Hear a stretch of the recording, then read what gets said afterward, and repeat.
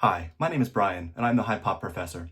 And today, I am calling out PSA for failing to adhere to their own stated grading standards. I know, shocker, right? Now here's the thing. Before I get into this too much, I do want to say the disclaimer. I am slab agnostic. I have slabs from all the big grading companies. It to me doesn't matter really what holder it's in. I have graded with PSA even twice this year through GameStop orders, and I probably will continue to submit to them small orders. It looks like I'll submit one more order later this year, but again, I'm phasing them out, and I'm phasing in what my stack of cards to send to them might look like this, whereas the stack of cards that are going to go into Mag Pros look like this. So all that being said, in general, they still do a fine job most of the time. Okay, same with all grading companies, but again, no company is perfect. There will be mistakes made, and I do believe that our hobby is made stronger when we have lots of good options to choose from. And so this video, yes, it is to call attention to an issue because I would like that issue to be resolved. I would like it to be fixed, to be solved, but before it can be fixed, it has to be named and identified. Okay, so that's sort of the purpose of what this video is. And in the same vein, I think we all benefit. The whole hobby benefits when issues in the hobby are addressed and fixed. In the same vein, I want to call out and shout out Brent and Baseball Cards for making a fantastic video that was along the similar vein about a month ago. He made a video, I'll put a link in the description below to his channel and to that video, where he basically took a look and recreated the same kind of grading conditions that the PSA graders are looking at, and went to show how graders could possibly miss some pretty severe corner damage.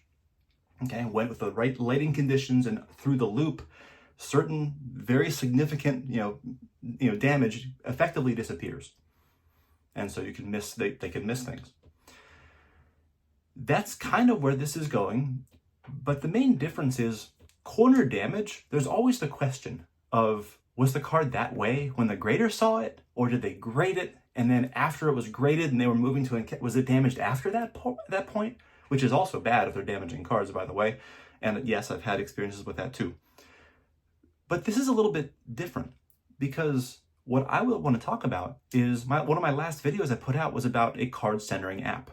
And I've been having a lot of fun with it. And I did pay like the $3 or whatever for the upgraded version of it, where they actually put what the grade tiers would be for various grading companies on the very top as you adjust your border for the centering grade. And that got me thinking. And I've now taken a look at a couple examples, and we're going to turn the camera around and walk through a few examples of where PSA is completely missing the boat here. And they're assigning the complete wrong grade according to their own stated standards. And that's a big problem. So I do want to talk more about this app. In the last video, I forgot to name it, what it was, and it's just called Card Centering. I'm going to put a little picture up here. It's a free download, easy to use, and we're going to use this to sort of explore the idea of where are they missing the boat and how can they improve and get better. Well, we're going to turn the camera around, we'll take a look at a couple cards, and we'll see what the issue is, and hopefully call some attention to it so it can be fixed. Okay, so we're going to look at a couple examples here of specific cards involving this issue that PSA is having with their own grading standards. And as I mentioned before, edge wear could be subjective, the severity of a corner ding or touches of white could be different card to card, and even surface wear comes in all different varieties and shapes, and scratches can have different lengths and depths and severity and noticeability and across a player's face or just unnoticeable on the border, and those are all rather subjective. But the one thing about grading that is not subjective, that is distinctly measurable and does not change from grader to grader, is the centering. And so the first card I want to show is from a set called 1997 Donruss Limited. And I want to show this as a limited exposure parallel. It's a beautiful refractor card. And these cards came as the counterparts, as what this one is, with sort of the base card. Now, of course, this is the limited exposure, which is sort of their refractor parallel. This one's got David Cohn on the back. Beautiful, shiny card. This is a card I actually picked up not too long ago. And actually, I'm going to be selling this one because it is, in fact, a PSA assigned 10 and a pop 3. And I have another one that I have ungraded in my collection. It's about a $6 to $8 card, ungraded. But yeah, I'm going to go ahead and move this one along. But anyway, just to talk about this set a little bit, it had two other tiers of sort of subsets that were involved here. They had one that was called Unlimited Potential, and Maddux has one of those with Hideki Arabu on the back. And then the most exclusive one is called the Star Factor. And the Star Factor cards are, well, they're kind of amazing because Star Factor had the regular silver cards, but they also had a Star Factor limited exposure. And this is one of my brand new pickups. Super pumped about this. And this card is just unbelievable. This card is crazy. Look at this amazing, look at the etching. Look at the shine. Look at that wild refractor all over this card. This is the Star Factor limited exposure. And now these cards truly are limited. Although these are not serial numbered, these cards, there was only 40 of them made. So print run of 40. And for 1997, that was really exclusive. And by the way, in case you're wondering what the backs of these things look like maybe the backs are somehow more dull or not as shiny. Nope. Another full picture. Greg Maddux. Still got the shine. Still have the etching. Oh man. These cards. Just crazy. So I am super excited to show this card. I have not shown this card yet before, but it's a relatively recent pickup of mine. Greg Maddux. Now we'll talk about the grade, and we'll talk about the condition and the pops. One of the things I will say about this set is that this particular set, the Star Factor limited exposures, they had some condition challenges, shall we say. One of those challenges is that these cards had refractor lines, print lines all over them. They were notorious for them, and of course, this card is no exception. It in fact has a horizontal refractor line right there across the middle of the card, across his glove, his elbow, and I don't care. I love it anyway. I would still want it. I'm still super happy to own it. The other condition issue, which of course if we, after the introduction of this video, we can already see this card is not particularly well centered. Okay, it's noticeably larger border on the right than the left. It is noticeably larger on the bottom than the top. Okay, well, so what? Well, here's the rub. I will just say, the pop report on this card, there's only been 3 of them graded by PSA, and all 3 of them have come back as PSA assigned 8s. So this is one of the 3 PSA 8s in the world. And I know actually there's another Maddux collector who has one out at PSA right now, and maybe that one's been graded, so maybe there's now a 4th one out there. And who knows, maybe they got the first 9 or 10. I'll have to double check it. But as of, earlier this year, there were 3. That may not be the case at the timing. Now I haven't checked in a couple weeks. But let's look at the centering on this thing.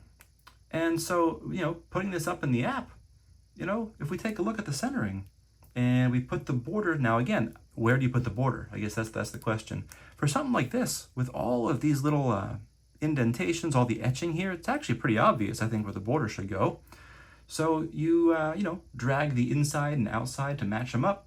And it turns out, well, the top-bottom centering of this card is it's not a 60, it's not a 40-60 or not even a 30-70. It is a 28.8/71.2, which, according to PSA standards, puts this in the range of a PSA 6 at the highest, or a Beckett 5. So figure that one out. So what's going on here? How could this card have been graded an 8 when, according to PSA's own standard, it should be, at best, a PSA 6? And that's assuming there's no other corner ding, surface scratches, edge wear, things of that nature. Now, to be fair, the back centering is also off, fine, and we can see what those are. But again, the back centering, it has more more leeway, more tolerance, allowance for off-centering on the back.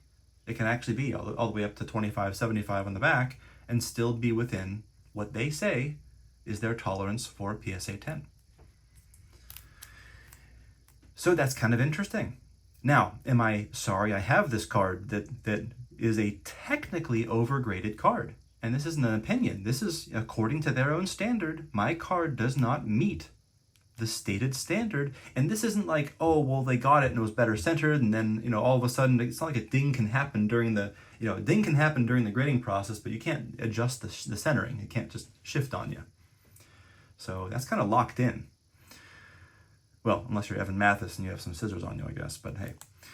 Anyway, the point is, if a card is that limited, like there's only 40 of them out there, I'm just really happy to have the card. Like, I don't really mind that it features a very common condition issue for the card because, well, good luck finding another one, and the other ones you find will probably also not have great centering or not have this. But also, if you happen to come into a legitimate PSA 9 or PSA 10 of one of them, well, good luck on that thing because it's probably going to go for over $1,000. I mean, I'm just not going to be able to afford it at that point. So anyway, so I'm okay with it.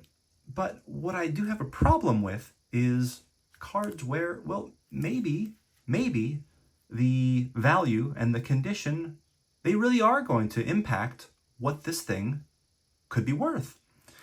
And so I would like to call attention to a second example. And the second example I have is another one of my, it's one of my biggest cards in my collection, and I love this card. And we'll look at this card. This is a 1993 Finest Refractor Barry Bonds. And this card is glorious. I love this card. This card was part of my father's collection, and it is now part of my collection. And I love this card. I love owning it. I love looking at it all the time. It's an amazing card. Now, that being said, this set is, well, it really needs no introduction. It's a notorious set. It's a famous set. And it's a little bit more plentiful than the 40 of these things. There's 241 is sort of the calculated print run. And they calculate that based on the product print run and the fact that these came 1 out of 15 packs. Now, the boxes did have 18 packs in them, so I guess it was possible you could get, 2 in one box, but that's pretty rare. So anyway, let's look at the condition of this card. So this condition of this card, it's got 4 beautiful sharp corners. The left-right centering is actually pretty good for these. These can get off-centered. The top-bottom, also pretty solid. I mean, it looks thicker in the bottom, but you have to remember the top's logo actually comes down a little lower where it's embossed actually around it. It actually has etching on there. And so part of the issue is where do you even define the border as being? Here we go. So if it's got this little etching on there, the border doesn't really start until below that top's logo, below the oval. So considering that, the top bottom, it looks a little thick on the bottom, but that's just kind of how these cards are. So now that being said, we still have some standards to adhere to. So what is this card? Well, this card is graded a PSA assigned 8. Now, how do I feel about that grade? I think that it's a fair grade. I think it's fairly accurate. I don't have a problem with it. Notably, the 2 things I would look for in acquiring cards from this set is I would look for the centering, but I would also look for the hulking. And I would say this card exhibits, so you can kind of see on his uniform, this little lighter part that kind of goes down into each pant leg and up to his uniform. It exhibits very typical hulking pattern for this particular card. And it's not particularly bad or severe. It just is what it is. And so with a hulked out card, a little bit, of defined hulking, I wouldn't call it severe, but I'd call it moderate hulking. Mostly you'll see these moderately hulked out cards. The way that PSA tends to handle that is that they will put sort of a maximum grade cap of about a PSA 8. And so with this degree of hulking and centering that I think is actually quite good for this set, yeah, I think a PSA 8 is a very fair grade, and that's what this card is. However, I would like to put up next to this as comparison another card that just hit eBay a couple days ago. And I don't even want to tell you what the grade is, but take a look at the card. And as you look at this card, well, it's also a beautiful card. It's got great corners and, it's a beautiful, beautiful picture. You can't move it, like I'm moving this one under the light, so you can't really see the glorious shine, but it's there. But again, notice two things on it. Look at the hulking. It does have, again, exhibits sort of a very similar and almost the exact same location. Same kind of hulking. I mean, maybe a touch lighter on the hulking, but same general shape and same general appearance. But the other thing I want to call your attention to is look at the centering on this one, particularly the top bottom. I mean, that's a really thick bottom, okay? No matter how you define it. And so it turns out, if we take this picture and throw it into the centering app, what does that do with this? Turns out the top bottom centering for this card is a 32.6/67.4, putting it in a PSA 7 at its maximum, or a Beckett 6. Now the issue is, this card is actually a PSA 9. So once again, you've got a case where you've got a PSA saying this should be a maximum of a grade of 6 and giving it an 8. And you've got another case saying that, PSA is getting this bonds card over here, giving it a 9 when it should have a maximum grade of 7. So what's going on here? Well, PSA is not following their own standard. That's what's going on here. So, much like, Brent Richards and baseball cards is calling out PSA for missing corner damage or not accurately assessing the card according to their own standard, that's kind of what I'm doing here, but on the centering front with this brand new app that is just called card centering, by the way. So what are we to do? Well, the first step, I think, is when we have a problem, let's go ahead and name it. Let's put it out there. Let's identify what it is. Let's make it known so that we can maybe fix that as we proceed forward. So, the other difference about this is, and of course, the shame of it all is that, you compare this card, the PSA 8 to the PSA 9, and, a PSA 8 might be valued, I don't know, somewhere between $800 and $1,000. A PSA 9 maybe somewhere between $1,500 and $2,000, somewhere in there. But let's just call this $1,000. Let's call that one $2,000. You have a $1,000 difference, a 100% increase, potentially, between one letter grade that PSA assigns it. And so when they don't follow their own standard, the implications as a buyer or as a seller of these cards, that's a lot of money. That's a big difference. That's a huge card, at least for me, and probably for a lot of other people that are looking into it. So, there are big ramifications for them missing their own stated targets. So what are we to do? What are we to do about this? Well, like I said, part of this video is just calling attention to the issue, make it known. But I wanted to finish up today with one last idea, which is, if we're not happy with the way that PSA or other grading companies are doing it, well, other options are out there. And so I wanted to also finish up this video by showing one last card that had a little story to it. This is a cool card that I purchased, and this is a Roger Clemens rookie card from 85 Donruss. Now, I'd like to just look at this beautiful card for a second and check out these corners. I mean, really, check out here. I'm gonna zoom in a little bit and let's get this focused if I can do it. Yeah, check out just real quick around the corners here, top corners, top edge. You got all the way down here. See a little bit of fibers on that right edge. Over here. But check out the centering though. I mean, really, this left-right centering, top-bottom centering, that's pretty darn good. And I don't know if it's too dark in the background if you can't see it, but here, let's put a little lighter background behind it. You can see that centering a little bit better. Let's see what we can see here. Pretty good, right?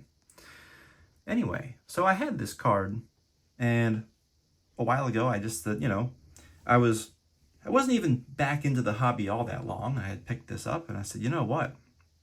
This card looks Looks really good. Looks really, really good. I bought it as a CSG 9. And at one point, I was putting together a PSA order and decided, you know what? I'm going to crack this out. I'm going to see what PSA will do. And if they cross it over to a 9, that's a win. But I was really greedy, and I was hoping for that 10, you know? So now, of course, I did crack it out, and of course, I cracked it out and looked at it, and I did see a little bit of surface issue, tiny surface issue that I did not see that was in that, you know, it was kind of hidden in the slab, right? And I said, well, even despite that, I'm going to go ahead and give it a shot. I'm going to send it to PSA, see what they're going to do. So I went ahead and sent it to PSA, and of course, it comes back a PSA 8. Blah. Okay, well, and I'm looking at this thing, and I'm thinking, you know what? I understand there's a tiny little surface thing, little nick on the surface. You can't even really see it. But then I thought, you know, the centering of this card is just so good. You know, this is special. I feel like this is better than like every other PSA 8 that's out there. Like, and I'm not about those like I appeal stickers or whatever. I don't have a single one of those, and I'm not planning on it. But I still felt like, you know, this deserves better than that. So I went ahead and I cracked it back out of that PSA, and I went ahead and submitted it to the one place where I knew this guy is going to know what this centering is all about. And so this guy right here, Double D, Vintage Baseball Cards, Dylan, he's going to know what to do with this card. And so here's my Double D, look at that, Double D grading reveal. Double D agreed with me that it was in fact a Mint 9 card, and he put on the censoring grade of a 95. Yeah, look at that. 95 out of 100. Now, isn't that the better way to go here? Isn't that awesome? I mean, we can enjoy our cards however we want. We can go ahead, slab them up in our own Mag Pros if that's what we want to do. Look at that. We got his 85 season stats on there. Let me get this focused better. Come on. There we go. There we go. Yeah, look at that. How cool is that? Man, that's awesome. So we got this awesome Double D vintage slab. I gave this to him in person at last year's National. And I got it back. Actually, it was sent back to Pittsburgh, so my dad had it for a while, sent it back to me, and I haven't had a chance to show this on my channel yet. So I had to have some reason to do it. Making videos about centering felt like a good time to sort of talk about this and bring this back up. So let me zoom out a little bit. There we are. So that's what I wanted to do. But then I was also curious because at the same time, hey, now that we have this this centering app, you know, how is the centering going to do? So I was curious to put this to the test and just to see, okay, well, what's the centering app going to tell us is the centering on this? I mean, really, and Dylan himself says anything with a centering grade higher than a 90 basically looks dead centered at first. Although sometimes you really got to stare at it, really got to look at it for a while to start to notice. And I'm sure he uses very specified instruments and tools to do that. And I'm curious, I bet you he uses an app like this. But how is this card on the app? So I went ahead and put them on there. And take a look at the type of centering we got for this card. Hooey! All right. So I'll tell you what, anything in the neighborhood of like 48.5/51.5, like at the worst, I tell you what, that's, you know, you've got this 49-51 type centering.